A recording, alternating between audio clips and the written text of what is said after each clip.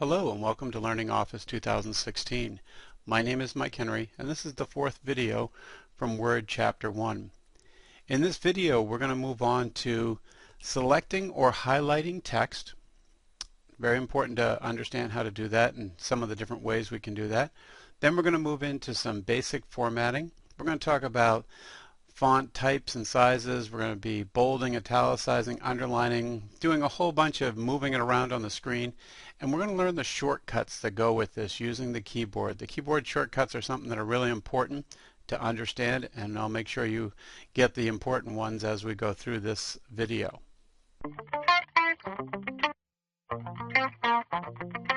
So you can see I've got a document here with a bunch of text in here. This is just text that we're going to use to play with learning some concepts here.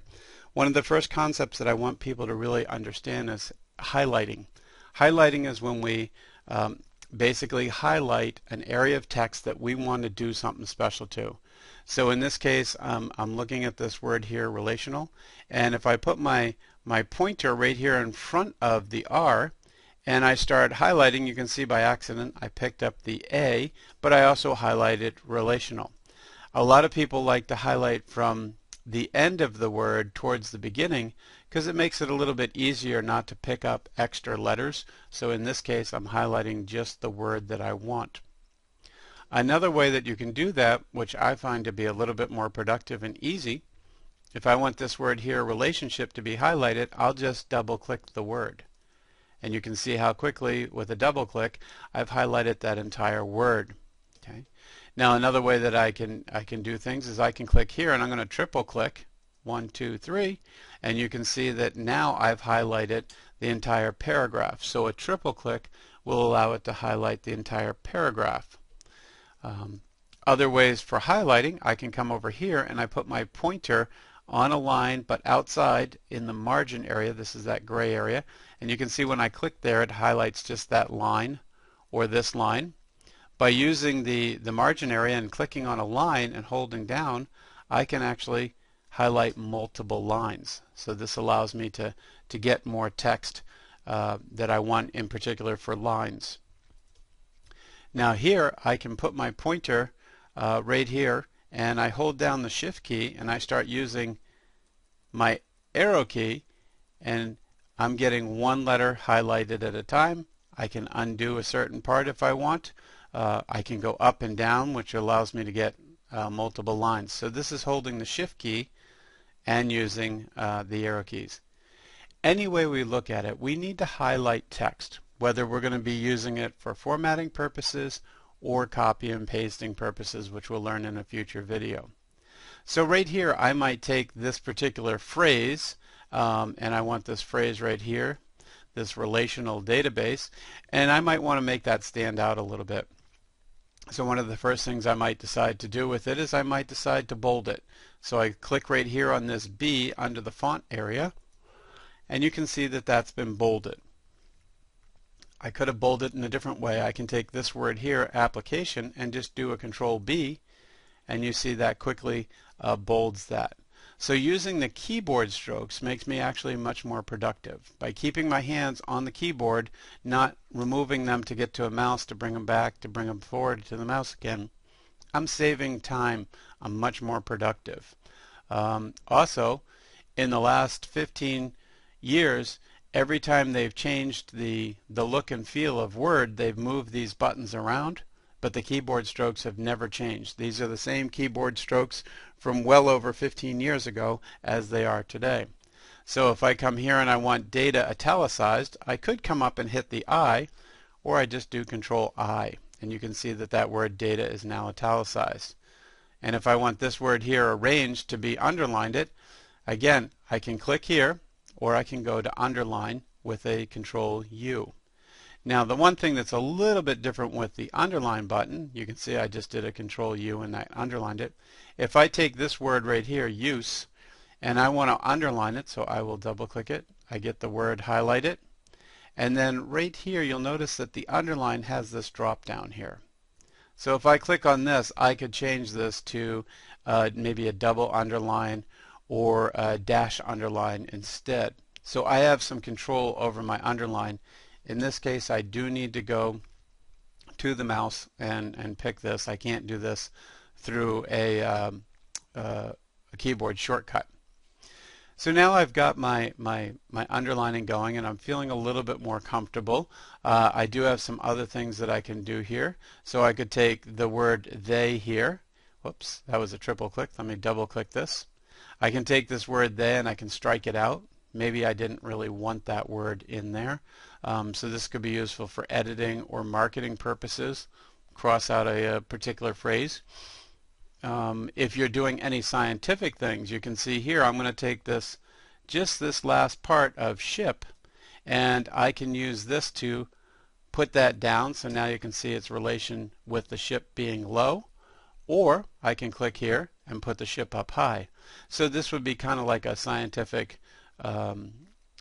math equation where I could do x to the y, or I could write the equation H2O for water. So either way I can move things up and down. So now you can see that we have some really good control over making things stand out a little bit more.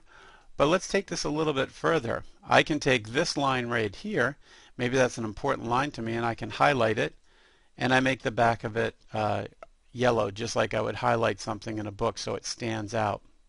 The opposite from this one, and by the way you can change the colors to a lot of different colors, maybe this line here, I will take this line and I will put the text in red.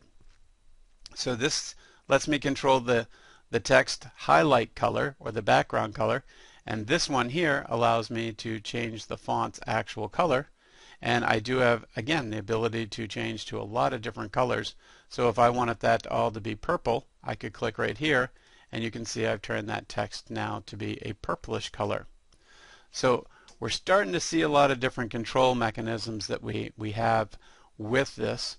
One of the other control mechanisms that I have is I'm just going to take a new word here so we can see the word move around easier, and I'm just going to put in here a word. You'll notice that now with this word, if I take this word, you can see right here it says it's aligned to the left. By clicking here, I can center it. So now it's directly in the center of the paper, and I can also put this to the right. I can put this to the right. Now with keyboard strokes I would do a Control L to move that to the left, a Control R to move that to the right, and people are thinking, oh, Control C is going to be center, but actually Control C is used for something else. So we use Control E, the second letter in center, and that puts that right in the middle for us. So we have a lot of control over looking where the word is going to be on the page. Now I'm going to take this particular paragraph here. Let me triple click that. So I take this particular paragraph, and you can see right here where I have what we call a justify. What that did is it makes everything line up on this side and makes everything line up on this side, and then it puts extra spaces between the words. This is to make something look very square on the sides. For those of you who remember what an old-fashioned newspaper looks like, some of the old-fashioned newspapers would justify, so it made the columns look like a solid column when you were looking at it from a distance. So that's what a right justify, a justify would do. Now the other thing I can do with this paragraph, because it'll show the difference in here, is we can talk about font style. So right up here we're talking about Times New Roman, but you can see there's many different things. I could turn this into a Comic Sans, which you can see on the screen. It changes in the background exactly how it looks. So those look like a little bit more hand printed type thing. I can do this one a little bit more formal.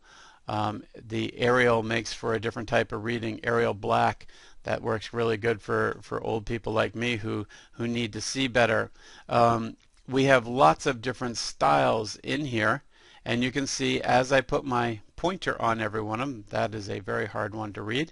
As I put my pointer on every one of these, I can see exactly how that style is going to look. And if I get to one and I say Britannica Bold, that looks good, this is what I want to stick with, I can just click on that, and now I got my Britannica Bold. The other thing that I can do with this is I can change the size. Maybe instead of this being a 12-point font, I'd like to bring it up to, maybe you can see as I bring this higher and higher, it gets to be a larger and larger font. So depending on what I'm trying to do, make this easier to read, I might put that there, and now someone could read that maybe from a little bit further away. You're planning to put this on the wall. Someone's not going to be holding this document. So these are different ways that we can change things around, get a better look or feel. By the way, if you do have something highlighted, like this line right here, I can always use these buttons here to increase the font size one at a time or decrease font size one at a time. So it gives me a lot more control in how things look. So in this video we started playing with some of the basics. What we first started looking at was how to select or highlight text. And we saw there's a multitude of different ways to do that.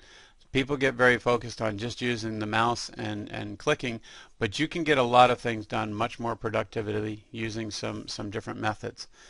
We looked at basic formatting. So basic formatting is what the font looks like and how big you're going to make it. Are we going to bold it, italicize it, underline it? We also threw in some coloring of it and put in some highlighting in the background.